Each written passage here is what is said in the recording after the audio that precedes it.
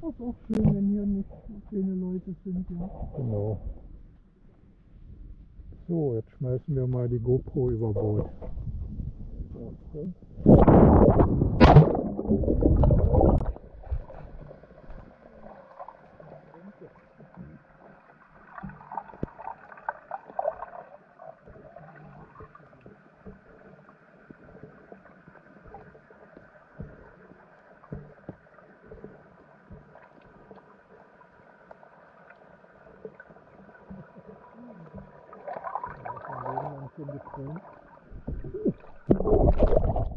Ja, das hat funktioniert.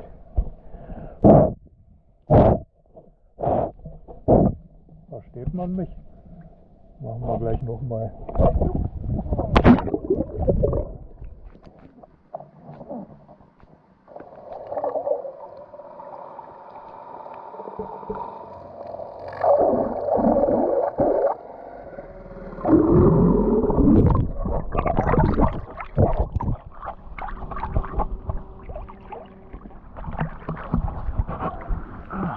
Aber das darf schon eine große Yacht kommen.